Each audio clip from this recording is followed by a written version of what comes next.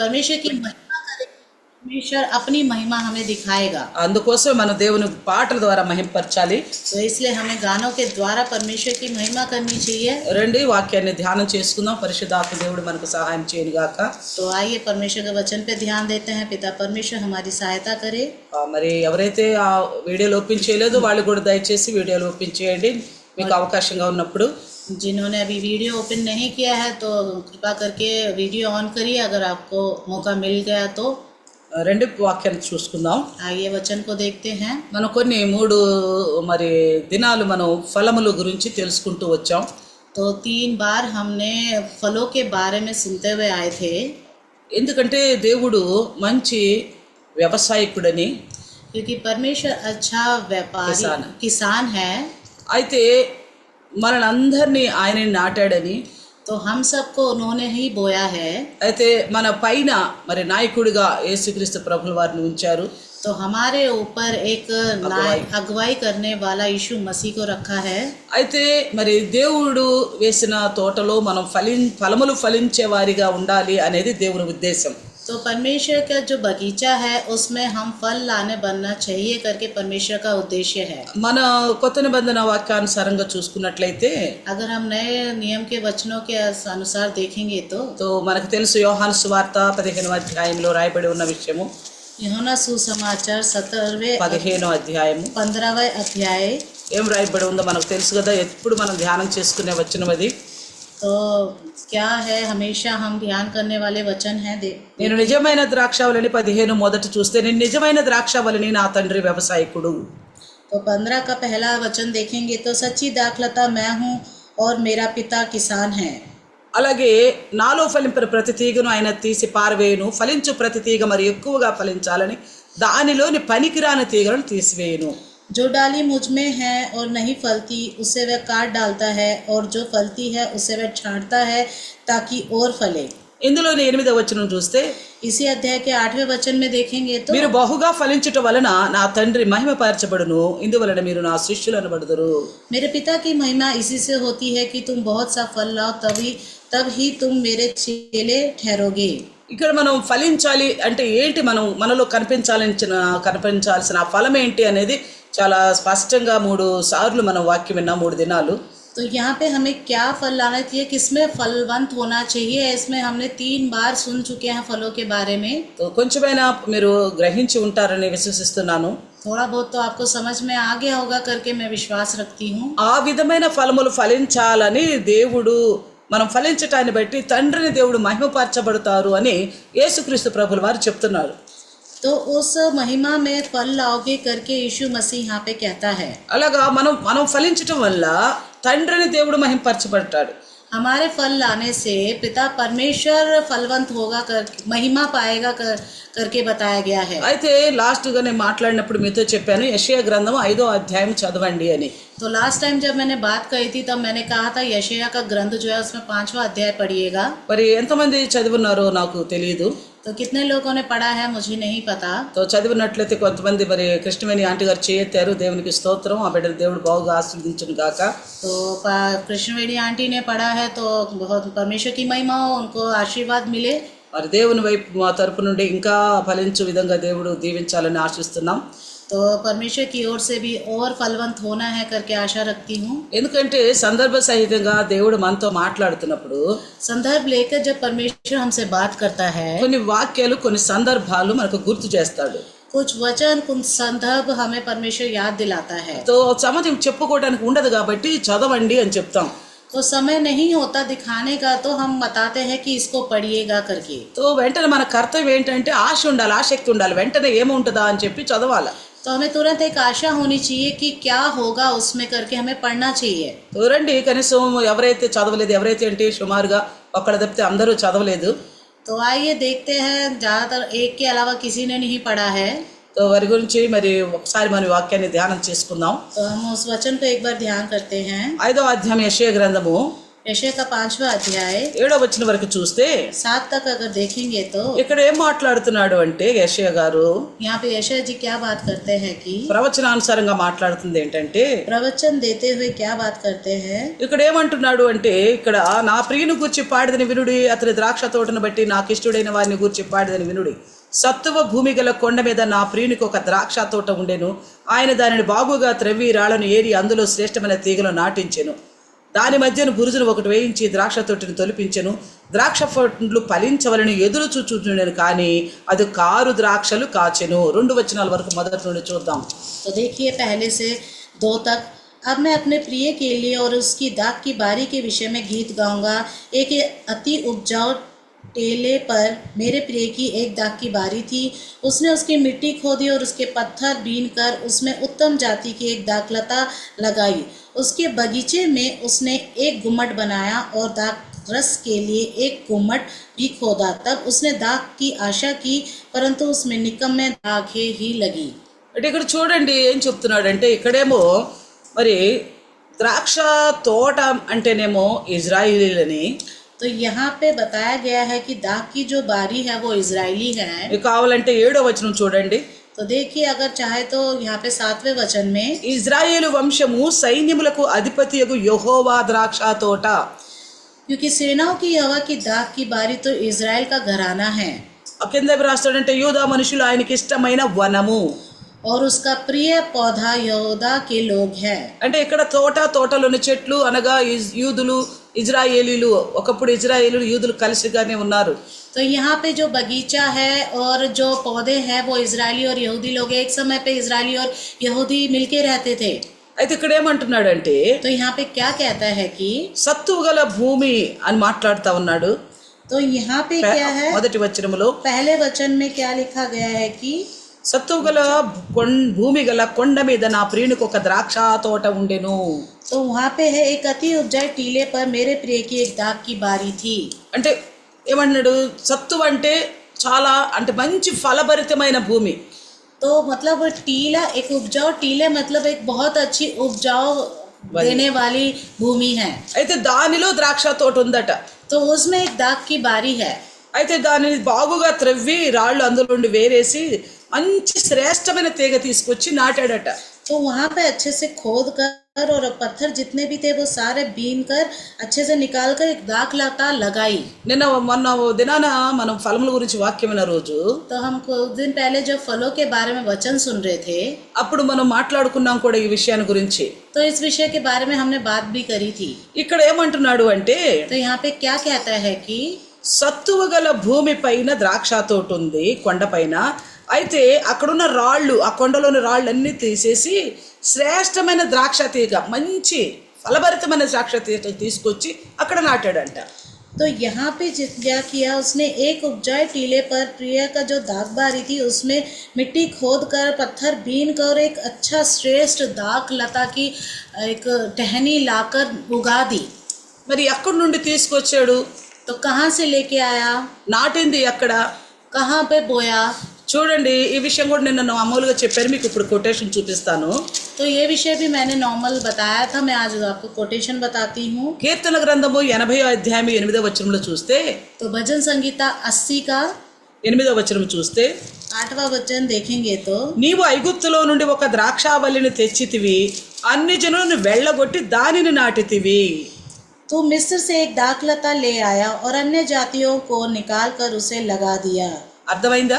समझ गए? ఎక్కడ నుండి ఈ తీగను తెచ్చాడు, तो कहाँ से इस दाखलता को लेके आया, తీసుకొచ్చి మంచిగా నాటాడట.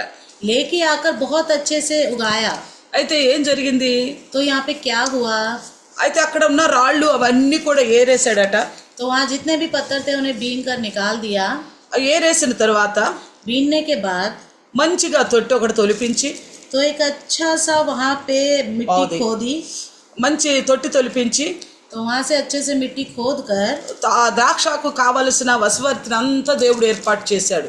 तो जो दाखलता के लिए जितनी भी जरूरत थी वो सब परमेश्वर ने उसे दिए। మనందరికీ తెలుసు हम सबको पता है ఎక్కడ ముందు ఇజ్రాయిలు ఉన్నారు, कहाँ पे पहले इजरायली थे, వాళ్ళు ఎక్కడికి పంపబడ్డారు, तो वहाँ उनको कहाँ भेजा गया, వారికి ఇచ్చిన దేశం ఎలాంటి దేశము, उनको जो देश दिया वो कैसा देश था, పాలు తేనెలు ప్రవహించు దేశము, दूध और मधु बहने वाली वहां पे भेजा। అది మంచి సత్తువ కలిగిందని అందుకే చెప్తున్నాడు ఇక్కడ, సత్తువ గల భూమి అని చెప్తున్నాడు तो అందుకే. वहाँ बहुत उपजाऊ देने वाली भूमि है करके यहाँ पे इसलिए बताया गया है। అయితే అక్కడున్న రాళ్ళునన్నీ వేరేసాడట.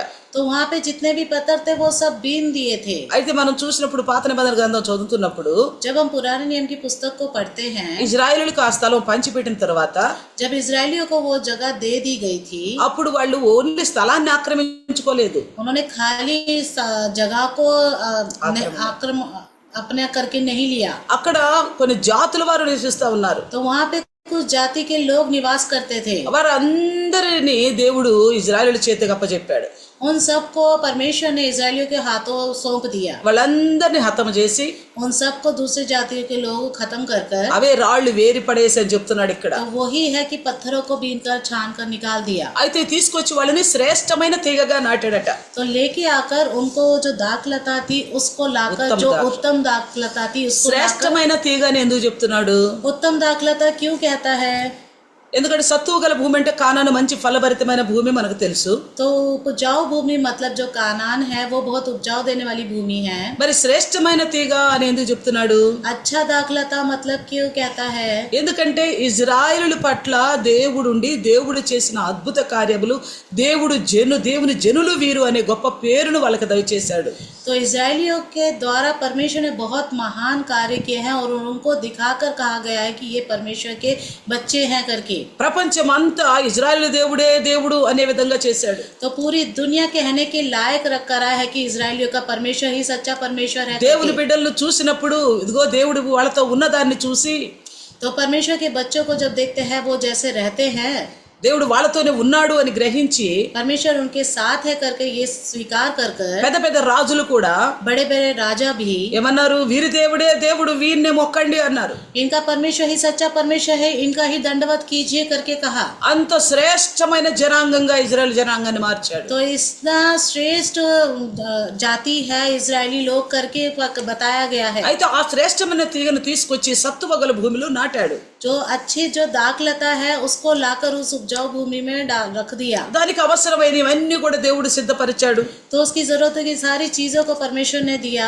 అయితే దేవుడికి ఎదురు చూస్తున్నాడు, ఇజ్రాయెల్ నుంచి మంచి ఫలములు నాకు దొరుకుతాయని. तो परमेश्वर इंतजार करता है कि इजरायलियों की ओर से मुझे अच्छा फल मिलना चाहिए అంటే करके। ఏంటి? ఆయనకి మంచి మంచి నైవేద్యం కావాలా, లేక మంచి మంచి ఆహార పదార్థాలు కావాలా, బలులు కావాలా? దేనికోసం ఎదురు చూస్తున్నాడు? तो क्या परमेश्वर को बहुत अच्छे अच्छे दंडवत चाहिए? क्या उनकी ओर से या तो अच्छे फल चाहिए या क्या बलि चाहिए? దేనికోసం ఎదురు చూస్తున్నాడు? किस चीज के लिए इंतजार कर रहे थे? దేవునికి భయపడిన జనాంగంగా వీరి ప్రవర్తన ఉండాలనేది దేవుని ఇష్టం. तो परमेश्वर चाहता है कि परमेश्वर का भय मानने वाले होने चाहिए, ये इजरायली लोग करके परमेश्वर की इच्छा है। దేవుడు ఎలాంటి పరిశుద్ధుడో అలాంటి పరిశుద్ధత ఇజ్రాయెల్ కలిగి ఉండాలని దేవుని కోరిక.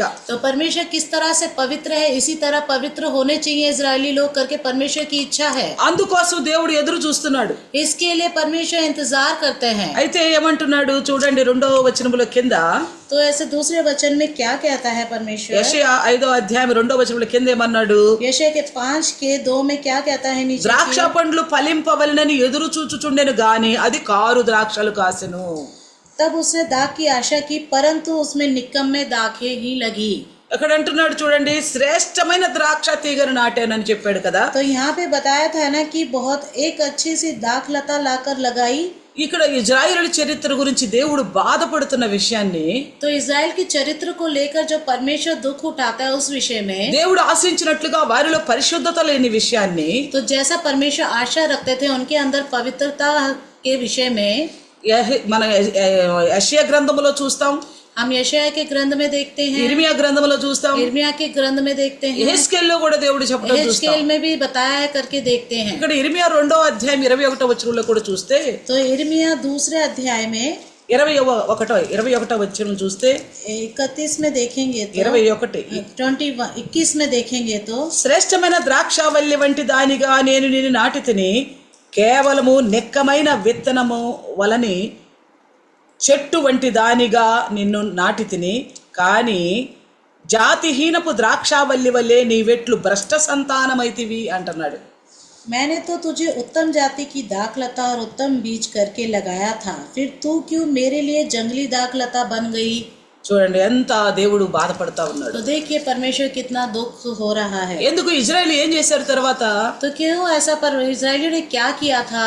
వారిని విడిపించిన దేవుణ్ణే మర్చిపోయి जो इजरायलियों को छुड़ाया था परमेश्वर ने, उनको भूल गए परमेश्वर को, అన్ని దేవతలను ఆరాధించటం, अन्य देवताओं की आराधना करने लग गए। అలాగే దేవుడు వద్దన్న వాటిని పూజించటం, जो परमेश्वर ने मना किया था उनकी पूजा करने लग गए। అన్ని జనులతో పెళ్లిళ్ళు చేసుకోవటం, अन्य जाति स्त्रियों से, लड़कों से शादी करने लग गए। ఇవన్నీ చూసి ये सब देखकर దేవుని బిడ్డలు అని పేరు పెట్టబడిన ఈ జనాంగం తప్పిపోయిన విధానాన్ని చూసి जो परमेश्वर ने इजरायलियों का जो नाम रखा गया था कि ये परमेश्वर के पुत्र है, उनके लिए ఆ తప్పిపోయిన విధానాన్ని చూసి उनके भटके हुए चीज को देखकर, ఇక్కడ ఇర్మియా ద్వారా కూడా 2వ అధ్యాయం 21 ఏమంటున్నాడు? तो इर्मिया के द्वारा जो दूसरे अध्याय के 21 में बताता है, శ్రేష్టమైన ద్రాక్షవల్లింటి దానిగా నేను నిన్ను నాటి తిని, కేవలము నిక్కమైన విత్తనములని చెట్టు మంచి దానిగా వంటి దానిగా నిన్ను నాటి తిని, కానీ నాకు జాతిహీనపు ద్రాక్షవల్లి వలె నీ వెట్లు భ్రష్ట సంతానమైతివి. मैंने तो तुझे उत्तम जाति की दाख लता और उत्तम बीज करके लगाया, फिर तू क्यों मेरे लिए जंगली दाख लता बन गई। మనకి చాలా ఆశ్చర్యం వేస్తుంది కదా ఈ విషయం. तो ये विषय बहुत आश्चर्य देता है ना। ఏ జాతిని కూడా ఎన్నుకోలేదు దేవుడు ప్రపంచంలో. पूरी दुनिया में परमेश्वर ने कोई भी जाति को नियुक्त नहीं किया, కేవలం ఇజ్రాయిల్ను ఎన్నుకున్నాడు, केवल इस्राएलियों को ही चुन लिया। ఆ వారి పట్ల గొప్ప గొప్ప కార్యాలు చేశాడు. उनके विषय में बहुत महान महान कार्य किए। ప్రపంచ మిగిలిన దేశాల్లోని రాజులకేమి ప్రజలకేమి గుండెలోని ధైర్యం చెడిపోయే కార్యాలు చేశాడు.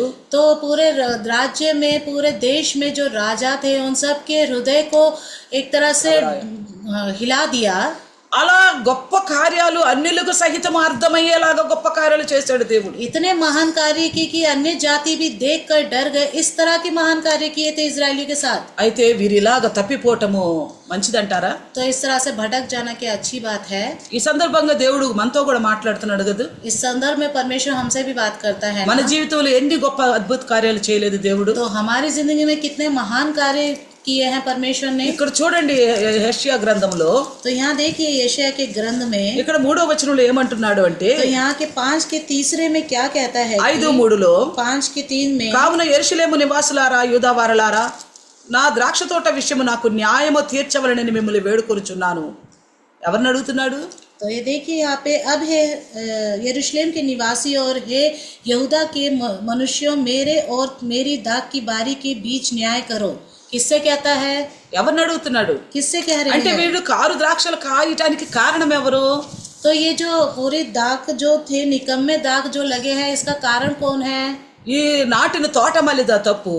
तो जिसने बोया, ये जो बगीचा का माली था, उसकी गलती है? లేకపోతే లేక విత్తబడినా లేక నాటబడినా మొక్కలదా తప్పు చెప్పండి. जो वो खुद उगे थे, उन बीजों की उगाए उगाए गए वो जो बीज की, वो उनकी गलती है। ఎవరిది తప్పు? किसकी गलती है? ద్రాక్ష తోటది తప్ప లేక ద్రాక్ష యొక్క యజమానిది తప్ప? तो जो बगीचे में उस पौधे की गलती है या जिसने बोया उस स्वामी की गलती है? ఎందుకు? ఆయన చేయాల్సిందంతా చేశాడు. उन्होंने जो कुछ करना था उन्होंने सब कुछ किया। అందుకే 4వ వచనం అంటున్నాడు, तो ये 5 के 4 में कहते हैं, నేను నా ద్రాక్ష తోటకు చేసిన దానికంటే మరేమి దానికి చేయగలను? అది ద్రాక్ష పండ్లు కాయనని నేను కనిపెట్టినప్పుడు అది కారు ద్రాక్షలు కాయటకు కారణం ఏంటి? मेरी दाख की बारी के लिए और क्या करना रह गया जो मैंने उसके लिए ना किया हो? फिर क्या कारण है कि जब मैंने दाख की आशा की तब उसमें निकम्मे दाखें लगी? ఈ దినం మా దేవుడు మనల్ని కూడా అడుగుతున్నాడు ఇదే విషయం. आज के दिन यही विषय परमेश्वर हमसे पूछता है। యజమాని మంచి తోట వేశాడు, మంచి ఫలాల కోసం ఎదురు చూస్తున్నాడు. तो स्वामी ने अच्छा दाख की बारी लगाया, उसमें से फल, अच्छे फल लाने का इंतजार करता ఆ है। తోటకి ఏమి చేయాల్సిందో అదంతా చేశాడు, ఏది తక్కువ చేయలేదు. उस बगीचे में उस दाख लताओं के लिए जो कुछ करना था हर एक चीज किया, ఏ తక్కువదనం చేయలే. कुछ कमी नहीं रखी। మరి తప్పెవరిది? तो गलती किसकी है? ఫలించకపోవటం ద్రాక్షవల్లి తప్పు కాదా? फलवंत नहीं होना ये दाख लता की गलती है ना? మంచి ద్రాక్షలు కాయిపోవటం ద్రాక్ష చెట్టు తప్పు కాదా? तो अच्छे फल नहीं लाई ये दाख लता की गलती है ना?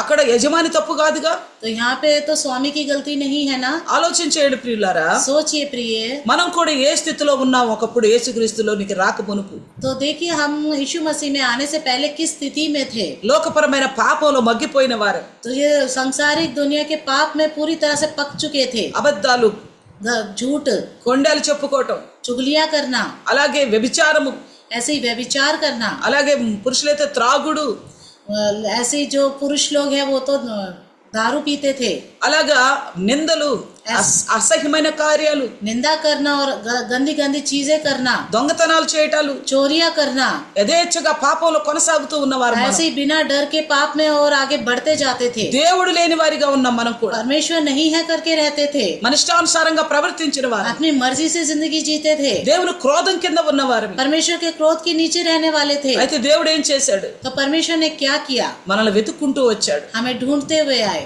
నశించిపోవటం ఆయనకి ఇష్టం లేక మనల్ని ప్రేమిస్తూ వచ్చాడు. कोई भी नाश ना हो करके वो हमसे प्रेम करते हुए आए हैं. మన జీవితంలో అద్భుతాలు చేశాడు, ఇజ్రాయెల్ జీవితంలో చేసినట్లుగా. हमारी जिंदगी में भी अद्भुत कार्य किए जिस तरह से इजरायलियों के साथ किया था. నువ్వు అనుకోలేదు నా జీవితంలో దేవుని కలిగిన బిడ్డగా ఒకనాడు నేను జీవిస్తానని నువ్వు ఊహించి ఉండవసలు. आपने सोचा भी नहीं होगा कि एक समय पे मैं परमेश्वर का बेटी कहलाऊंगी.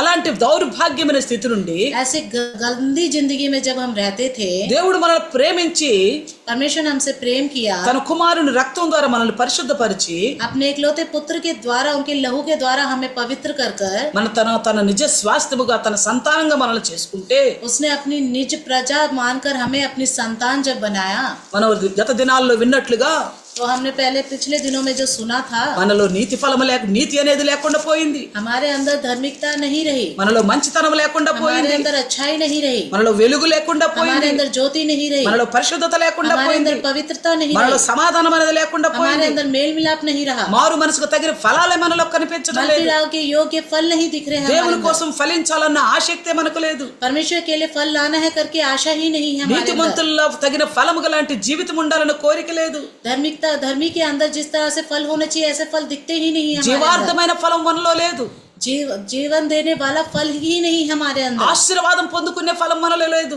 आशीर्वाद पाने वाले फल ही नहीं है. మనలో ఏ ఫలములు ఉన్నాయి? हमारे अंदर कैसे फल है? శరీర సంబంధమైన ఫలాలు. शरीर से जुड़े हुए फल हैं. ఎప్పుడు? कब? యేసుక్రీస్తును ప్రభువుగా అంగీకరించిన తరువాత, यीशु मसीह को स्वीकार करने के बाद లోక సంబంధమైన ఫలములు కలిగిన వారిగా ఉన్నాం. सांसारिक जीवन बिताने वाले फल लाने वाले बन रहे हैं. యేసుక్రీస్తును నమ్ముకున్నాము అని తప్ప यीशु मसीह को विश्वास किया, बस ऐसा कहना ही है. అది గాక ऐसे इसके अलावा ప్రతిది కూడా మనలో లోకానుసారమైన ప్రవర్తనే కనిపిస్తుంది. हर एक चीज सांसारिक से जुड़ी हुई प्रवर्तन ही हमारे अंदर दिखाई देता है. పరిశుద్ధులు అవ్వాలన్న పూర్ణ జాగ్రత్త లేకుండా ఉన్నాం. पवित्र होना है करके इसमें हम सावधानी नहीं बरत रहे हैं. పరిపూర్ణమైన జాగ్రత్త లేకుండా ఉన్నాం. परिपूर्ण सावधानी नहीं रह रही है. మనం దేవుని బిడ్డలమన్న మాటను మర్చిపోయి ప్రవర్తిస్తున్నాం. हम परमेश्वर के बच्चे हैं, ये चीज भूलकर हम अपना हमारा व्यवहार है. కానీ దేవుడు మన విషయంలో ఇంతే బాధపడడా? तो क्या परमेश्वर हमारे विषय में इस तरह से वो भी दुख नहीं होंगे क्या? యేసుక్రీస్తు మరి తండ్రైన దేవుడు ఇజ్రాయెల్ విషయంలో ఇంతగా బాధపడుతూ క్వశ్చన్ చేస్తున్నాడు. जब पिता परमेश्वर इजरायलियों के लिए इतना दुख उठा के जब एक प्रश्न कर रहे हैं, ఈ తోటకు నేను చేసిన దానికంటే ఇంకా ఎక్కువ ఏమి చేయాలి? इस बगीचे के लिए जितना मैंने किया है इतना सब कुछ तो और क्या करना है? ఈ సహోదరికి నేను చేసిన దానికంటే ఇంకా నేను ఎక్కువ చేయాలి. इस भाई के लिए, इस बहन के लिए जो मैंने किया है उससे ज्यादा और क्या करना है? అయితే ఎందుకు కారు ద్రాక్షలు కాస్తున్నావు? क्यों निकम्मे दाग के फल ला रहे ఎందుకు हो? భ్రష్ట సంతానం అవుతున్నావు? क्यों भ्रष्ट संतान हो रहे हैं? ఎందుకు జాతిహీనమైన ఫలముగా ఉండవు? क्यों जातिहीन वाले फल देने वाले बन रहे నీ हैं? హృదయాన్ని పరీక్షించుకో. अपने हृदय को परखिए. ఇదే నా దేవుడు మన హృదయాన్ని సూటిగా చూడగలిగిన సమర్థుడు. तो इस समय परमेश्वर के अंदर इतना सामर्थ्य है कि हमारे हृदय को देखने वाला परमेश्वर है. సూటిగా చూడగలడు. वो सीधा देखने वाले परमेश्वर हैं. ఆయన యందు మనం దాచబడింది ఏది కూడా లేదు. तो उनके सामने हम कुछ भी नहीं छुपा सकते.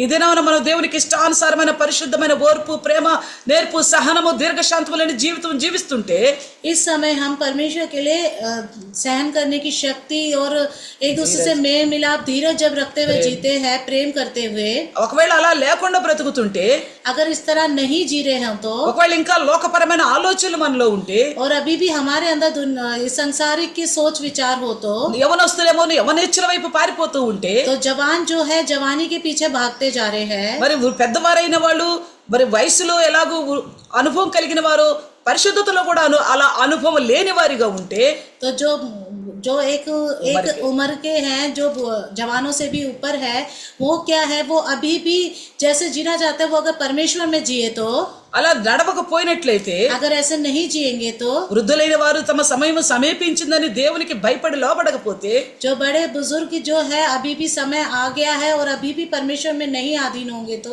అలాంటి వారి గురించి దేవుడు ఏం మాట్లాడుతున్నాడు? ऐसे लोगों के लिए परमेश्वर क्या बात करते हैं? మీకు చేసిన దానికంటే ఇంకా ఎక్కువ ఎవరు ఏం చేయగలుగుతారు? जो आपके लिए किया वो मैंने जो उससे ज्यादा और कौन करेगा? ఏం చేశాడు చూడండి. तो देखिए क्या किया है। ఎఫెసీయులకు రాసిన పత్రిక इफिसियों की पत्रिका में 2వ అధ్యాయము दूसरा अध्याय 11వ వచనములో చూస్తే, 11वें वचन को देखेंगे तो, మునుపు శరీర విషయంలో అనుజనులు ఉన్నారు. మునుపు ఎలా ఉన్నామంట? అన్ని జనుల్లాగా ఉన్నామట. तो पहले हम कैसे थे? अन्य जातियों के समान थे। అలాగే 12వ వచనంలో చూస్తే, ऐसे 12वें वचन में देखेंगे तो, ఆ కాలమందు ఇజ్రాయెలుతో సహపౌరులము కాక పరదేశమును వాగ్దానము లేని పరజనమును నిరీక్షణ లేని వారును లోకమందు దేవుడు లేని వారినై ఉండి క్రీస్తుకు దూరస్తులమై ఉంటారని మీరు జ్ఞాపకం చేసుకునుడి. तो इफिसियों के 2:12, तुम लोग उस समय मसीह से अलग और इज़राइल की प्रजा के पद से अलग किए हुए और प्रतिज्ञा की वाचाओं के भागी ना थे और आशाहीन और जगत में ईश्वर रहित थे। అయితే ఇప్పుడు ఏమంటున్నాడు? तो यहाँ पे क्या कहते हैं? క్రీస్తుకు దూరస్తులై ఉంటారని మీరు జ్ఞాపకం చేసుకోండి. तो यीशु से आप परमेश्वर से दूर थे, देख लीजिए। ఆయనను 13వ వచనం అంటున్నాడు, और 13वें में कहते हैं, ఆయనను మునుపు దూరస్తులై అయిన మీరు ఇప్పుడు క్రీస్తు యేసునందు క్రీస్తు రక్తం వలన సమీపస్తులై ఉన్నారు. पर अब मसीह यीशु में तुम जो पहले दूर थे, मसीह के लहू के द्वारा निकट हो गए हो। ఇంకా 14వ వచనంలో అంటాడు, और 14 में आगे कहता है, ఆయన మన సమాధానమై ఉండి మీకును మాకును ఉండిన ద్వేషమును అనగా విధి రూపకమైన ఆజ్ఞలు గల ధర్మశాస్త్రమును తన శరీరమందు కొట్టివేయుట చేత మధ్య గోడను పడగొట్టి మన ఉభయులను ఏకము చేసెను. तो यहाँ पे देखिए, क्योंकि वही हमारा मेल और जिसने दोनों को एक कर लिया और अलग करने वाली दीवार को जो बीच में थी ढा दिया। అంటే ఎవరిని మన మధ్య అంటే? तो किसको हमारे बीच में, मतलब ఇక్కడ ఇజ్రాయేలును అన్ని జనులు అనే విషయం గురించి మాట్లాడుతున్నాడు. तो यहाँ पे इजरायली और अन्य जातियों के विषय में कहता है। ఒకప్పుడు ఇజ్రాయేల్ మాత్రమే నిజమైన దేవుడు కలిగిన జనాంగం. तो एक समय पे इजरायली ही थे जो परमेश्वर के पुत्र कहलाने वाले थे। దేవుడు కలిగిన జనాంగం, ఈశ్వర్ కి లోగ్ थे, ईश्वर के लोग थे। కానీ మిగిలిన వారందరూ కూడా అన్ని జనులు. तो जो सारे जो भी बाकी थे वो अन्य जाति थे। అయితే అట్టి అన్ని జనులుగా ఉన్న మనలని तो जो अन्य जाति जो हम लोग थे, ఇజ్రాయేలులతో సమానులుగా చేసి సమీపస్తులుగా చేసి అందులో ఉన్న మధ్య గోడని, అడ్డంగా ఉన్న మధ్య గోడను పడగొట్టేశాడట. तो इजरायली के लोगों के समान हमें भी देखकर परमेश्वर ने जो हमारे बीच की दीवार थी उसको ढा दिया। అయితే ఎంత గొప్ప కార్యం మనతో దేవుడు చేస్తే, जब इतना महान कार्य परमेश्वर ने हमसे किया तो మనం ఎలా ఉన్నాం ఇప్పుడు? हम कैसे रह रहे हैं अब? పేరుకు మాత్రము విగ్రహాలను పూజించటం లేదు గాని, तो नाम के लिए तो हम मूर्ति पूजा नहीं करते हैं, కానీ హృదయ ఆలోచనలు, తలంపులు, చూపులు, పద్ధతులు, పనులు అన్ని కూడా ఇదివరకటలాగే ఉన్నాయి.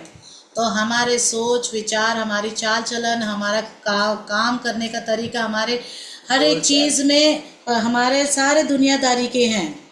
అప్పుడు దేవుడు మనల్ని అడగడే మాట, तब परमेश्वर हमसे नहीं पूछेगा क्या? ఇజ్రాయేలుని అనుజనులని మనల్ని ఒకటిగా చేశాడు అని ఇప్పుడు ఎఫెసీలో చూసాం. तो अभी इफिसियों में देखा है कि इजरायलियों को हमको एक ही समान देखा है परमेश्वर ने। అయితే ఇప్పుడు దేవుడు వేస్తున్న ప్రశ్న మనకు కూడా సంబంధించింది. तो अभी जो परमेश्वर इजरायली से जो प्रश्न कर रहा है वो हमारे लिए भी है वो प्रश्न। అందుకే అంటున్నాడు, నీకు చేసిన దానికంటే నేను ఇంకా ఏం చేయాలి? जो आपके लिए किया है मैंने बहुत कुछ, उसके अलावा और क्या करना है? ఒకప్పుడు ఎంత భయంకరమైన జీవితము, एक समय कितना भयंकर जिंदगी था, ఎన్ని సమస్యల్లో ఉన్నావు, कितने समस्याओं में थे, ఎన్ని ఇబ్బందుల్లో ఉన్నావు, कितनी दुख तकलीफों में ఎన్ని थे, అనారోగ్యాలతో ఉన్నావు, कितनी बीमारियों से भरे हुए थे, ఎంత నింద పాలవుతూ ఉన్నావు, कितनी निंदाएं चाहते रहते थे, ఎంతగా అవమానించబడతా ఉన్నావు. कितने हमारे अंदर निंदाएं होती रहती थी। కానీ मगर దేవుడు వాటన్నిటి నుండి మనల్ని వెలికి తీసి, तो परमेश्वर ने हर एक चीज से हमें निकाल कर, సమాధానం లేకుండా ఉంటే నీకు సమాధానాన్ని ఇచ్చి, मेल मिलाप नहीं था तो आपको एक शांति दी, నీలో అధైర్యముగా ఉంటే నీకు ధైర్యాన్ని ఇచ్చి, आप धैर्य से नहीं रहते तो आपके अंदर एक धैर्य दिया, నువ్వు దిక్కుమాలినవాడిగా ఒంటరిగా ఉంటే నేను నీకు తోడుగా ఉన్నానని నిన్ను బలపరిచి, जब आप अकेलेपन में थे तो मैं हूँ आपके साथ करके आपको एक बल दिया मैंने। ఇంత చేస్తే इतना सब किया तो నేను ఆశించిన ఫలములు నీలో కనిపించటం లేదే. जैसा मैं आशा रखता हूँ फल लाने का, ऐसा फल मैं आपके अंदर नहीं देख रहा हूँ। మనకు తెలుసు మత్తయి సువార్త 13వ అధ్యాయంలో तो हमने देखा है मत्ती सुसमाचार 13वें अध्याय में, యేసుక్రీస్తు ప్రభుల వారు దోవ పక్కకి వెళ్తున్నప్పుడు जब यीशु मसीह रास्ते में बगल में जा रहे थे तो అప్పటి పక్కన ఒక అంజూరపు చెట్టు ఉందట. बगल में एक अंजीर का पेड़ था। ఆయన పండ్లు దొరకాలని ఆశపడి చూశాడట. तो उसमें फल मिलेंगे करके बहुत आशा से देखा उन्होंने। అయితే అక్కడ ఒక పండు కూడా కనిపించల. तो वहाँ पे कोई भी फल नहीं था। ఏం చేశాడు? क्या कहा? మనకు తెలుసు. हमें पता है। ఇంకా ఎప్పుడు నువ్వు పండ్లు కాయకుందువుగా కానీ శపించేశాడు. तो उस पेड़ को श्राप दिया, तू कभी फल नहीं देगा करके। వెంటనే ఆ చెట్టు ఏమైపోయింది? तुरंत वो पेड़ क्या हो गया? అలాగే ఎండిపోయింది. ऐसे ही सूख गया। దాన్ని చూసి ఆశ్చర్యపోయారు శిష్యుడు. तो उसको देखकर जो चेले थे बहुत आश्चर्य हो गए। ఆ క్రోధం ఇప్పుడు కూడా చూపలేడా? तो वो क्रोध क्या अभी भी नहीं दिखा पाएंगे क्या? ఆ కోపం ఇప్పుడు కూడా మన మీద పడలేడా? तो ऐसा क्रोध हमारे ऊपर नहीं दिखाएंगे सोच रहे हैं क्या? దేవుడు పండ్ల కోసం వెతికే కాలం ఇది. तो ये जो समय है परमेश्वर हमारी ओर से अच्छा फल चाहते हैं।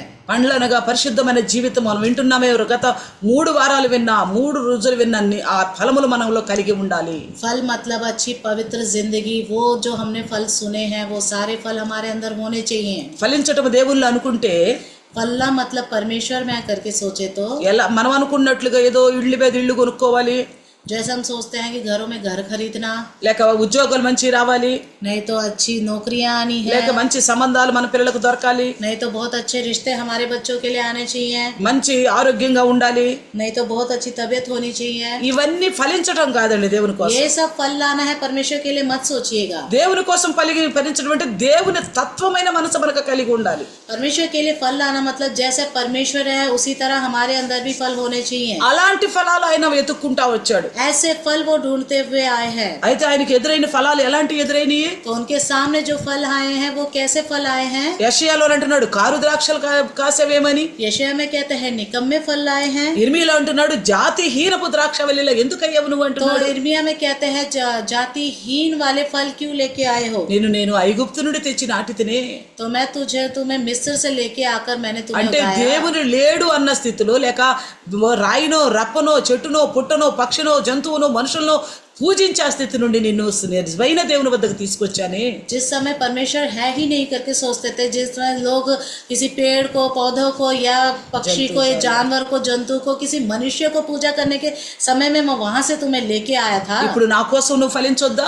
तो क्या आप मेरे लिए अभी फल नहीं लाएंगे? నా కోసం నువ్వు జీవించొద్దా? क्या मेरे लिए आप नहीं जिएंगे? ఆయన కోసం జీవించమంటే కేవలం పరిచర్యలో పాల్గొనటం అనుకోకండి. उनके लिए जीना मतलब ये मत सोचिए खाली परिचर्या करना ही नहीं। ఆయనకి ఇష్టమైన ఫలం మన హృదయములోని మారు మనసు తగిన ఫలము ఆయనకి కావాలి. उनको चाहिए कि हमारे अंदर का हृदय पूरी तरह से पवित्र, पूरी तरह से उनके जैसा हमें बनना।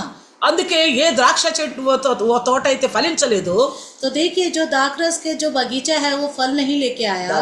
दाख की बारी जो है వాళ్ళు ఇజ్రాయేలీయులు యూదులు అయి ఉన్నారని 7వ వచనంలో చూసాము. तो 7वें वचन में हमने देखा है कि वो इजरायली और यहूदी लोग थे। అందుకే వారిని అంటున్నాడు, इसलिए उनसे कहता है, యోధా వారులారా యెరూషలేము నివాసులారా మీరే చెప్పండి, तो कहता है इजरायलियों और यहूदियों वासियों मुझे बताइए आप ही, నాకు న్యాయం తీర్చండి, मेरे साथ न्याय करके बताइए, నేను నీకేం తక్కువ చేశాను? मैंने आपकी क्या कमी रखी? నీకు మంచి సంఘం ఇవ్వలేదా? आपको अच्छी कलीसिया नहीं दी? నీకు మంచి దైవదాసుని ఇవ్వలేదా? आपको अच्छा दास नहीं दिया क्या? మీ తప్పులు ఓర్చుకుని సహించి నేర్పుగా మిమ్మల్ని దేవునిలో కొనసాగించే విధంగా వాడు పడుతున్నారు ప్రయాస, మీకు అర్థం కావట్లేదా? वो आपकी गलतियों को सहन करते हुए आप कुछ भी उन्हें कहें वो सब सहन करते हुए बहुत ही दीन होकर वो आपको सिखा रहे नहीं है क्या? మీలో పొరపాట్లున్నా గానీ వాటిని ఎత్తి చూపక కేవలం వాక్యం చేత సరిచేయాలని ఎంతో ఓర్పు కలిగి ప్రయాసపడుతున్నారు. आपकी गलतियों को छुपाते हुए बहुत ही दीन होकर आपको इतना प्रेम करते हुए जब आपको वो सिखा रहे तो वो आप नहीं देख रहे क्या? ఎలాగ దేవునికి సమస్తము తెలుసో, जैसे परमेश्वर को हर एक चीज पता है, ఇజ్రాయెల్ విషయమైన సమస్తము తెలుసో, इजरायलियों के विषय के बारे में हर एक चीज परमेश्वर को पता ఎలాగ है, మనందరి విషయమే దేవునికి తెలుసో సమస్తము, ऐसे ही हम सब के विषय में सब कुछ जो परमेश्वर को पता है, అలాగే సంఘములోని ప్రతి వ్యక్తి విషయమే సంఘ కాపరికి సమస్తము తెలుసు. ऐसे ही कलीसिया के विषय में हर एक व्यक्ति के बारे में परमेश्वर के दास जो है कलीसिया के, उनको हर एक व्यक्ति के बारे में पता है। అయితే దావీదు ప్రార్థన చేసినట్లుగా, तो ऐसे ही दाऊद जैसे प्रार्थना की थी, ప్రభా నువ్వు నేరం మోపాలని గనక చూస్తే ఈ భూమి మీద ఎవ్వరూ తప్పించుకోలేరు. परमेश्वर अगर आप किसी की गलतियों को दिखाएंगे तो कोई भी इस दुनिया में नहीं जिएगा। అలాగ మేము నేరము దృష్టితో చూసేవంటే సంఘం నడపలేము. ऐसे ही अगर हम गलत हैं वो लोग करके हम अगर वैसी नजर से देखेंगे तो हम कलीसिया नहीं चला पाएंगे। అందుకే इसलिए మాలా అనగా దేవునిలా యేసయ్యలా మనం మారాలి. ऐसे ही हमारी तरह मतलब कि यीशु मसीह की तरह हमें अपने आप को बदलना है। అలాంటి పరిశుద్ధమైన ప్రవర్తన, ఓర్పు, నేర్పు, సహనము, ప్రేమ, ఐక్యత, దీర్ఘశాంతము ఇవన్నీ ఉన్న మనసు మనకు కావాలి. तो ऐसे ही सहन करने की शक्ति, संयम, दीनता, दया करने का मेल मिलाप, प्रेम, ज्योति हमारे अंदर सब कुछ होना चाहिए। తొందరపడి మాట్లాడకూడదు. जल्दीबाजी से बात नहीं करनी चाहिए। అందుకే ఆఖరిగా ఆశా నిగ్రహం అన్నాడు. इसलिए आखिर में कहा है संयम। అంటే మనకి ఏది వచ్చినా నిగ్రహించుకునే శక్తి మనకు కావాలి. तो जो कुछ भी हमारे ऊपर आए उसे संयम रखते हुए हमें सहना चाहिए। అందుకే ఇక 5వ వచనంలో ఏమంటున్నాడో చూడండి. 5:5 तो यहाँ पे यशायाह 5:5 में कहता है, ఆలోచించుడి, నేను నా ద్రాక్ష తోటకు చేయబోవు కార్యము మీకు తెలియజెప్పెదను. నేను అది మేసివేయబడినట్లు దాని కంచెను కొట్టివేసేదను, అది త్రొక్కబడినట్లు దాని గోడను పడగొట్టి దాన్ని పాడు చేసేదను. अब मैं तुमको बताता हूँ कि अपनी दाख की बारी से क्या करूँगा। मैं उसके काटे वाले बाड़े को खाड़ दूंगा कि वह चट की जाए और उसकी दीवार को ढा दूंगा कि वह रोंदी जाए। ఇక 6వ వచనంలో ఏమంటున్నాడు? तो यहाँ 6वें वचन में क्या कहता है, అది శుద్ధి చేయబడదు, పారతో త్రవ్వబడదు, దానిలో గచ్చ పదలు బలురక్ష చెట్లును బలిసి ఉండును, దాని మీది వర్షింపవలదని మేఘమునకు ఆజ్ఞాపించెదను. मैं उसे उजाड़ दूंगा, वह ना तो फिर छाटी और ना खोदी जाएगी और उसमें भांति भांति के कटीले पेड़ उगेंगे। मैं मेघों को भी आज्ञा दूंगा कि उस पर जल ना बरसाए। చూడండి, देखिए, దేవుడు పట్టించుకోపోతేనంట మన జీవితంలో अगर परमेश्वर हमारे जिंदगी का ख्याल नहीं रखेगा तो ఏమవుతుంది? क्या होगा। ముందు దేవుడు కంచి వేశాడు ఈ ద్రాక్ష తోట చక్కగా ఉండాలని. तो ये द्राक्षा की जो बारी है, दाख की जो बारी है, उसके चारों तरफ एक गुम्मट जो बनाया है, దానికి ఏ నష్టం కలగకూడదని, ఎవ్వరు దీనిలో దూరకూడదని గోడలు కట్టాడట. तो इसको कोई हानि ना करे करके चारों तरफ एक गुम्मट बनाया है। ఇంతగా జాగ్రత్త చేసి ద్రాక్ష తోటను కాస్తా వస్తే इतना ख्याल रखते जब मैं इस दाख की बारी को चला रहा था, చూడండి, గత దినాల్లో ఎంత భయంకరమైన అనారోగ్యాలు, ఎంత భయంకరమైన ప్రమాదాలు, వాటన్నిటి నుంచి మనల్ని దేవుడు కాపాడలేదు. तो पिछले दिनों में पहले कितने बीमारियां, कितनी तकलीफें आई थी, परमेश्वर ने उसमें से हमें बचाया। కరోనా లాంటి భయంకరమైన స్థితి నుండి దేవుడు మనల్ని కాపాడలా? कोरोना जैसी जो भयंकर बीमारी जो आई थी उसमें हम सबको बचाया परमेश्वर ने।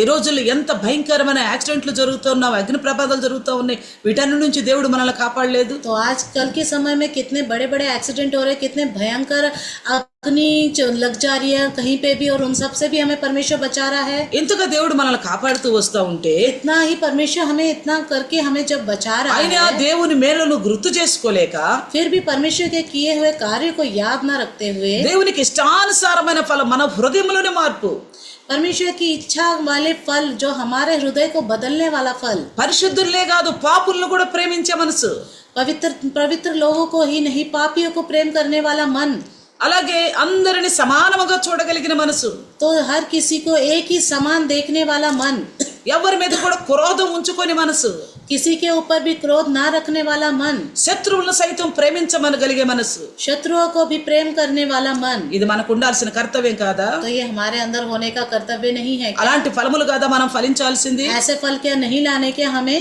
దేవుని సన్నిధిలో కేవలం ప్రార్థించడం, బైబిల్ చదవటము, లేక ప్రార్థనకు వెళ్ళి రావటమే గొప్ప అనుకుంటున్నాం మనం. तो परमेश्वर की संगति में खाली प्रार्थना करना, बाइबल पढ़ना और चर्च में आना जाना ही नहीं है।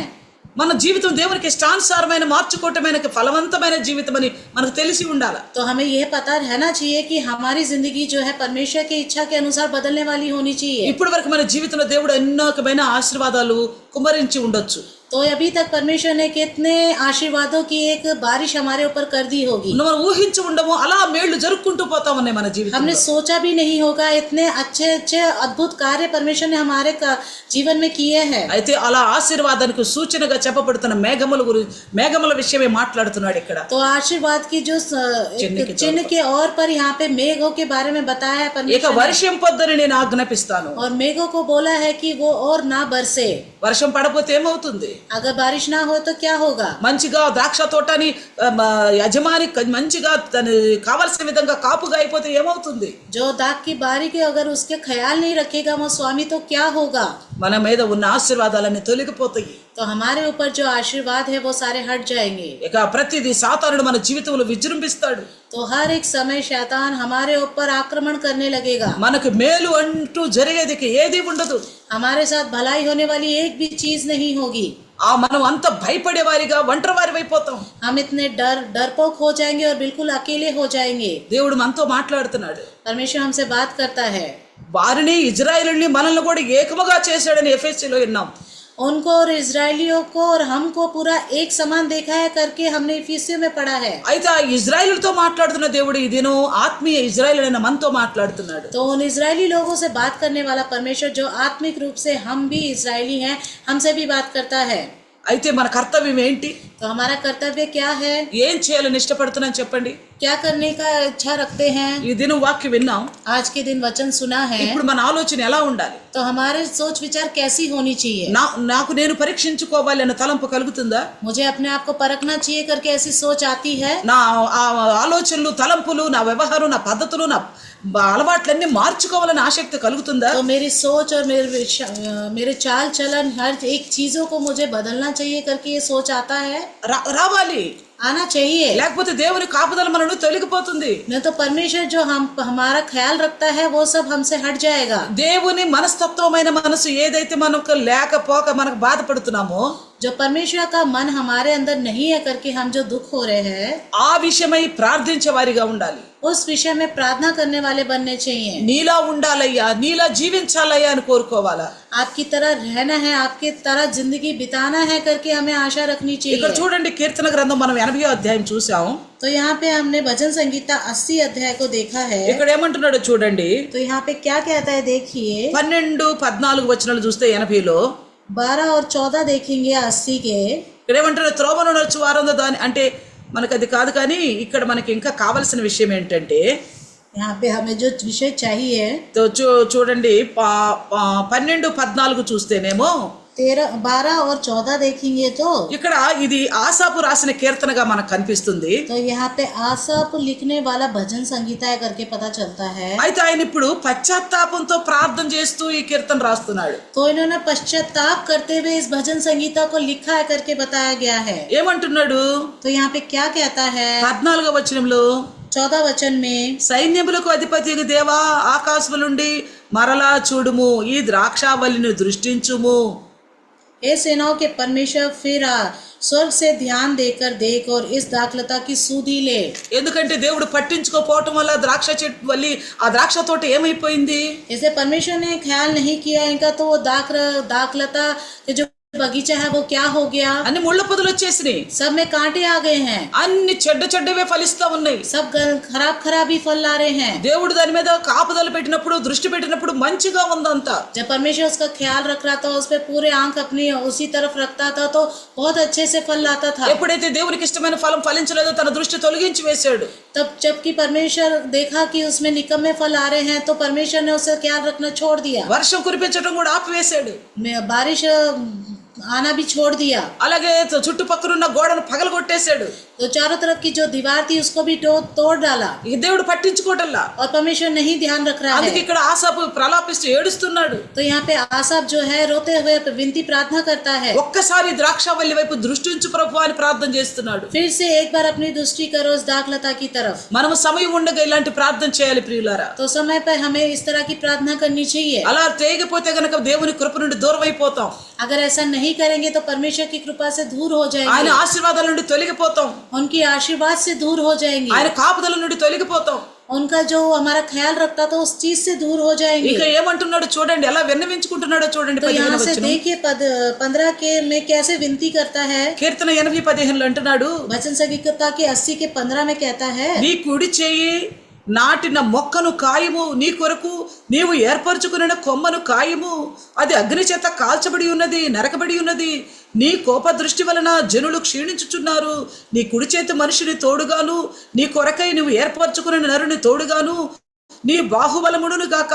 అప్పుడు మేము నీ యొద్ద నుండి తొలగిపోము, నీవు మమ్మును బ్రతికింపుము, అప్పుడు నీ నామమును బట్టియే మేము మొరపెట్టుదుము. యెహోవా సైన్యములకు అధిపతి దేవా, శరలో నుండి మమ్మను రప్పించుము, మేము రక్షణ పొందునట్లు నీ ముఖకాంతి ప్రకాశింపచేయుము. तो देखिए यहाँ 15 से 19 तक यह पौधा तूने अपनी दाहिनी हाथ से लगाया और जो लता की शाखा तूने अपने लिए दृढ़ की है वह जल गई, वह कट गई है, तेरी घुड़की से वह नष्ट हो गई है। तेरी दाहिनी हाथ के संभाले हुए पुरुष पर तेरा हाथ रखा रहे और आदमी पर जिसे तूने अपने लिए दृढ़ किया है, तब हम लोग तुझसे ना मुड़ेंगे। तू हमको जिला और हम तुझसे प्रार्थना कर सकेंगे। हे सेनाओं के परमेश्वर यहोवा, हमको ज्यों का त्यों कर दे और अपने मुख का प्रकाश हम पर चमका, तब हमारा उद्धार हो जाएगा। చూడండి, దావీదు ఆసాపు ఎంత నేర్పుగా ఆయన ప్రార్థన చేస్తున్నాడు. तो यहाँ पे देखिए कितने धीरज से आसा प्रार्थना कर रहा था। ఏమని ప్రార్థన చేస్తున్నాడు? क्या करके प्रार्थना कर रहा था? నీ కుడి చేయి నాటిన మొక్క, आपके दाहिनी हाथ से बोया हुआ पौधा। మేమెవరో కాదు ప్రభువా, हम कोई नहीं है परमेश्वर, कोई और नहीं है నీవు परमेश्वर। నాటిన మొక్కలవి, आपने ही जो बोया है वही पौधे हैं। మేము నీ సొంతం, हम आपके अपने हैं। మమ్మల్ని నీ సొంత ఆస్తి అయిన మమ్మల్ని కాపాడుకో. हम जो आप अपने हैं, हम आपकी संतान है, आपके वंशज है, हमें बचा ले। ఎలాగా యోహాను సువార్తలో 15వ అధ్యాయం యేసుక్రీస్తు ప్రభుల వారు అంటున్నాడు, तो जैसे యోనా सुसमाचार 15 में यीशु मसीह कहते हैं, ఫలించిన దాన్ని నరికి పారివేసి అగ్ని పాలు చేస్తానంటున్నాడు. जो फल नहीं लाता उसको काटा और आग में झोंका जाता है करके అదే कहते మాట ఇక్కడ हैं। 16లో అంటున్నాడు. यही बात यहाँ 16 में भी कहते అది हैं। అగ్ని చేత కాల్చబడుతుంది, నరకబడుతుంది, నీ సొంత ఆస్తిని కాపాడుకో. वह जल गई, वह कट गई है, तेरी घुड़की से नष्ट हो गया। నువ్వు నీ కోప దృష్టి గనుక ఉంచితే మేము నశించిపోతున్నాం. अपनी दौलत को बचा ले। अगर तुम अपने गुस्सा को हमारे ऊपर ही बनाए रखेगा तो हम नष्ट हो जाएंगे। నీ కుడి చేతి మనుషునికి తోడుగా ఉండు. जो तेरे दाहिनी हाथ का जो आदमी है उसको अपने हाथ के ऊपर रख ले। నువ్వు ఏర్పరచుకున్న నరునికి నువ్వు తోడుగా ఉండు. उस आदमी पर जिसने तूने अपने दृढ़ किया है उसको बचा ले। ఇలాంటి ప్రార్థన మనం చేయాలి ప్రియులారా. ऐसी प्रार्थना हमें करनी है प्रिय भाइयों। నీ కుటుంబీకులు సరైన ప్రార్థన జీవితం లేకపోయినా, अगर आपके परिवार में अच्छी प्रार्थना की जिंदगी ना हो तो, ఒకవేళ నీ జీవితంలో లేకపోయినా, अगर आपकी जिंदगी में क्यों नहीं हो तो, దేవుని నమ్ముకున్న బిడ్డలై ఉండి కూడా చెడు ప్రవర్తన కలిగి ఉంటే, परमेश्वर को मानने वाले बच्चे होकर भी अगर गलत कार्य आप कर रहे हो तो, లోకపరమైన విషయాల వైపు ఆసక్తి చూపుతా ఉంటే, संसारी जीवन में अगर जिंदगी में आगे बढ़ रहे हो तो, లేక దేవునికి ఇవ్వాల్సిన సమయాన్ని ఇవ్వకపోతా ఉంటే, नहीं तो परमेश्वर को जो समय देना चाहिए वो नहीं दे रहे हो तो, ఇలా ఆసాపులాగా ప్రార్థన చెయ్యి. तो ऐसे आसाप की तरह प्रार्थना कीजिए। దేవుడు కనికరంతో నిండిన దేవుడు. परमेश्वर बहुत दयालु है। ఎంత కృప కలిగిన దేవుడు అంటే, कितना कृपा करने वाला परमेश्वर है कि, ఎందుకు పాత నిబంధన కాలం అయితే అప్పటికప్పటికే దండన కలిగేది. पुराने नियम के तरह होता तो तब के तब दंड दे दिया जाता था। అలాగే దేవుడు వాళ్ళని అన్ని జనుల చేతికి అప్పగిస్తూ వచ్చాడు. तो ऐसे ही परमेश्वर उनको अन्य जाति के हाथों सौंपते गए थे। కానీ ఇప్పుడు ఎంత దీర్ఘశాంతం చూపుతున్నాడు అంటే, तो कितना धीरज और शांति दिखा रहे हैं कि, ఇప్పుడు ఏమంటాడు? आप क्या कहते हैं? మనకు తెలిసినట్లుగా క్రొత్త నిబంధన గ్రంథంలో చూస్తే గనుక, हमें जैसे पता है नियम के ग्रंथ में देखेंगे तो, మత్తయి సువార్త 13వ అధ్యాయంలోనే చూస్తే मत्ती सुसमाचार 13वें अध्याय में ही देखेंगे तो అక్కడ ఏమంటాడు? वहाँ पे क्या कहता है? మంచి విత్తనాలు వేస్తే గురుగులు కూడా వచ్చినవి, अच्छे बीज डाले तो गेहूं भी आ गए। మంచి విత్తనాలు వేస్తే గురుగులు వచ్చినాయి, जंगली बीज। अच्छे बीज डाले तो जंगली बीज आ गए। అయితే ఏం చేయాలో లెక్క అయితే, तो वैसे क्या करना चाहिए? వెంటనే పీకేయాల. तुरंत निकाल देना चाहिए। అలా ఇజ్రాయెల్ ని పీకేసేసాడు. जिस तरह उस समय इजरायलियों को निकाल दिया था, అలాగే శత్రు వశాన్ని చేసేసాడు. ऐसे शत्रुओं के वश में कर दिया था। మనం ఎన్ని విషయాల్లో తప్పిపోతా ఉన్నాం, हम कितने विषयों में बचते जा रहे थे, ఎన్ని విషయాలు దేవునికి దూరమైన జీవితం జీవిస్తున్నాం, कितने विषय में हम परमेश्वर से दूर होने की जिंदगी जी रहे हैं, ఎన్ని విషయాల్లో మన మనసులోని ఆలోచనలు, మన మాటలు, మన తలంపులు ఎన్ని విషయాల్లో దేవునికి తప్పుగా కనపడుతున్నాయి. तो कितने विषयों में हमारी सोच विचार, हमारे बातों में हम जो सोच रहे हैं वो सब परमेश्वर के विरुद्ध दिखाई देते हैं। అయితే ఏం చేయాలి ఆయన? तो परमेश्वर को क्या करना चाहिए? వెంటనే మనల్ని నశింప చేయాలి. तुरंत हमें नाश करने देना కానీ चाहिए। ఏమంటున్నాడు?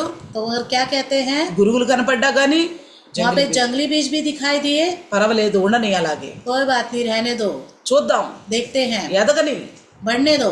మంచిగా అయితే మంచి మరి సమయం వచ్చినప్పుడు దాన్ని నేను కోస్తానంటున్నాడు. सही समय आने पर मैं उसको काट डालूंगा। అప్పుడు ఏం చేస్తాడు? तब क्या करेगा? చెడ్డ వాటిని తీసుకెళ్ళేమో అగ్నికి ఆహుతి చేస్తాడు. जो गलत है, गंदे हैं, उनको जाकर आग में डाल देगा। ఏదైతే మంచి విత్తనాలు जो कोई अच्छे बीज हैं, వాళ్ళని తీసుకెళ్లి తన రాజ్యంలో పెట్టుకుంటాడు. उनको ले जाकर अपने राज्य में रख लेगा। ఎలాంటి ఫలం ఫలించే జీవితం నీకుంది? कैसा फल लाने वाली जिंदगी आपकी है? దేవుడు చెప్పుతున్న వాక్యానుసారమైన జీవితం నీలో ఉందా? जो परमेश्वर बताता है उस वचन के अनुसार चलने वाला जिंदगी है आपका? వాక్యమే కదా మనుషులను బాగు చేసేది. वचन ही तो परमेश्वर को सही, लोगों को सही करता है। వాక్యమే కదా దేవుడై ఉన్నాడు. वचन ही तो परमेश्वर है ना। అలా వాక్యం కాకుండా वो वचन के बिना ఎలాగ గురుగులు వచ్చినాయి చూడండి. तो देखिए वहाँ पे जंगली बीज जो आए हैं, అది ఎవరి పని అన్నాడు? वो किसका काम है? శైతాను పని అన్నాడు. वो शैतान का काम है। శత్రు శైతాను పని. शत्रु जो शैतान है। అయితే మనలో దేవుని చిత్తానుసారమైన పరిశుద్ధ ప్రవర్తన, ఉద్దేశం, తలంపు, మాట, ఆలోచన, వివేకం లేదనుకోండి, तो हमारे अंदर परमेश्वर जैसा चाहता है, अच्छी सोच, विचार, बात करने का तरीका और लोगों से प्रेम भाव, ये सब सहन शक्ति अगर हमारे अंदर ना हो तो అప్పుడు మనలో ఏమున్నాయి? हमारे अंदर क्या है? శత్రువు నాటిన గురుగులు అనే విత్తనాలు పనిచేస్తున్నాయి. ఆ ఫలం ఫలిస్తున్నావు. जो शत्रु ने उगाए हैं जंगली बीज, उस तरह से हम काम कर रहे हैं। ఒకవేళ ఇప్పుడు సమాధానంగా ఉందలే అని, और अभी मेल मिलाप है ना, शांति है ना करके, దేవుని క్రోధం రావట్లేదులే అని, परमेश्वर का क्रोध तो नहीं आ रहा करके, అలాంటి జీవితమే ఫలిస్తున్నావు అనుకో. ऐसी ही जिंदगी जी रहे हो तो ఎలాంటి జీవితము? कैसी जिंदगी? కారు ద్రాక్షలు కాసే జీవితము. जो जंगली बीज, कड़वे बीज लाने वाली जिंदगी। అలాగే జాతిహీన ద్రాక్ష పళ్ళనిచ్చే జీవితము. तो ऐसे ही जातिहीन जो दाखरस लाने वाली जो जिंदगी है, భ్రష్ట సంతానంగా ఉంటే, भ्रष्ट संतान की तरह हो तो, ఆసాబు లాంటి ప్రార్థన, పశ్చాత్తాప ప్రార్థన ఇది నువ్వు చేయకపోతే, आसाब जैसा पश्चाताप वाली प्रार्थना अगर आपके अंदर नहीं हो तो, దేవుని ఎదుట మొరపెట్టుకోకపోతే, अगर परमेश्वर के सामने विनती प्रार्थना नहीं करेंगे तो, నీలో ఉన్న సాతాను నుండి వస్తున్న ఆలోచనలు ఎలాంటివి, ఎలాంటి మనసు నీలో పనిచేస్తుందో పరీక్షించి ప్రార్థించి ఒప్పుకుని విడిచిపెట్టుకోకపోతే, तो आपके अंदर शैतान काम कर कर किस तरह के कार्य आप कर रहे हैं वो जानकर अगर आप नहीं छोड़ेंगे, परमेश्वर से प्रार्थना नहीं करेंगे तो ఏం చేస్తాడు? ఒక దినాన एक दिन में वो क्या करेंगे? ఇప్పుడైతే సమయం ఇస్తున్నాడు మారుతావులే అని. अभी तो समय दे रहा है कि आप बदलाव आएगा करके। ఒక దినాన ఏం చేస్తాడు? एक समय आने पर क्या करेंगे? నరికి నరకంలో వేస్తాడు. काट डालकर नरक में डाल देंगे। మంచిగా ఉండి దేవుని కోసం ఫలించితే, अच्छे से रहकर परमेश्वर के लिए फल लाएंगे तो ఆ ఫలములు ఏంటో మరలా గుర్తు చేస్తున్నావు. గత 3 వారాలు విన్నాం, గుర్తు పెట్టుకోండి. वो फल क्या है फिर से याद दिलाती हूँ। हमने कुछ 3 बार हमने सुना है उन फलों के बारे में पहले भी। ఆ విధమైన ఫలం మనలో ఉండాలా? ऐसे फल हमारे अंदर होने ఎందుకంటే चाहिए, దేవుడు సేమ్ అదే అయి ఉండాడు. क्योंकि सेम परमेश्वर ऐसे ही है। అప్పుడే ఆయనతో మనకు సహవాసం, तभी उनसे हमारा मेल मिलाप होगा, संगति होगी, అప్పుడు ఆయనతో మనం ఉండగలుగుతాం. तभी हम उनके साथ रह पाएंगे। అందుకే దేవుడు మనల్ని హెచ్చరిస్తున్నాడు. तो परमेश्वर तभी हमें सावधान करता है। రండి ప్రార్థన చేద్దాం ఆసాబులాగా. ऐसे ही आसाब की तरह प्रार्थना करते हैं। నేను నీ సొత్తు ప్రభా, నీ ఆస్తిని నన్ను బాగు చేయని ప్రార్థన చేద్దాం. मैं आपका अपना हूँ, अपने संतान को सुधारो परमेश्वर, లేకపోతే నేను అగ్నికి ఆహుతైపోతాను ప్రభా, नहीं तो मैं आग में जला दिया जाऊंगा లేక परमेश्वर, నరికి వేయి పెడతాను నాయనా. नहीं तो मैं काट डाला जाऊंगा నా परमेश्वर। కాపుదల నీ కాపుదల నాకు లేకపోతే, अगर आपकी कृपा मेरे ऊपर नहीं हो तो ఓ సాతానుడు నన్ను నాయన ముంచి వేస్తాడు. शैतान मुझे डुबा देगा परमेश्वर, నాలో ముళ్ళ పొదలు ఉత్పన్నమవుతాయి. मेरे अंदर कांटा की झाड़ियां पैदा होती हैं। ప్రభా నీ వర్షం అనే ఆశీర్వాదం నా మీద ఉండదు. जो आपकी वर्षा की जो आशीर्वाद है वो मेरे ऊपर नहीं होगी। ఒక్కసారి నా జ్ఞాపకం చేసుకో ప్రభా. एक बार मेरे पर ध्यान दे, दृष्टि कर నా परमेश्वर, పాపములు ఒప్పుకుంటున్నానయ్యా. मैं अपने पाप को मानता हूँ। ఈ రకంగా ప్రార్థన చేయండి. ऐसे प्रार्थना ఇది कीजिए, మంచి అనుకూల సమయము. ये बहुत अच्छा समय है। మన మంచి ద్రాక్షావలులుగా, మంచి దేవునికి ఇష్టమైన ద్రాక్షలు ఫలించే వారిగా దేవుడు ఆశీర్వదించడానికి సిద్ధపడుతున్నాడు. हमें एक अच्छी दाखलता बननी है और अच्छा फल लाने वाला बनना है करके परमेश्वर आशा रखता है। ఆయన ఆశ అది మనం మంచిగా ఫలించాలని. उनकी आशा ही है कि हम अच्छा फल लाए। ఆయన కోరుకున్న ఫలం మనం ఫలిస్తే वो जैसा चाहते हैं वैसा फल हम लाए तो ఎంత ఆశీర్వాదం మన జీవితానికి. तो कितना आशीर्वाद है हमारी जिंदगी के ఎంత लिए। వైభవమైన పరలోక రాజ్యంలో మనం ఉండగలుగుతాం. तो कितना वैभव वाला जो स्वर्ग राज्य में हम रहेंगे। కాబట్టి మన స్వభావంలో మార్చుకుందాం, हमारे मन को हम बदलें, మన మాటలు మార్చుకుందాం, हमारे बातों को बदलें, మన ప్రవర్తన మార్చుకుందాం, हमारे व्यवहार को बदलें, మన చూపులు మార్చుకుందాం, हमारे देखने के तरीकों को మన बदलें, పద్ధతులు మార్చుకుందాం. हमारा तरीका बदले। మనం లోకము నుండి వేరుగా ప్రభు కోసం జీవిద్దాం. हम इस दुनिया से अलग होकर परमेश्वर के लिए जिए। ప్రభు నీకు వందనాలు. हे परमेश्वर आपका धन्यवाद। విన్న ప్రతి వాక్యము सुना हुआ हर एक वचन ప్రతి ఒక్క హృదయములో हर एक के मन में 100 ఫాలు ఫలించినట్లు సహాయం చేయండి. 100 के 100 गुना फल लाने के लिए सहायता कीजिए। యేసు నామములో అడుగుచున్నాము తండ్రి. यीशु मसीह के नाम से मांगते हैं, ఆమేన్ आमीन। ఆమేన్. అందరికీ వందనాలమ్మా. सबको प्रेज लॉर्ड। మరి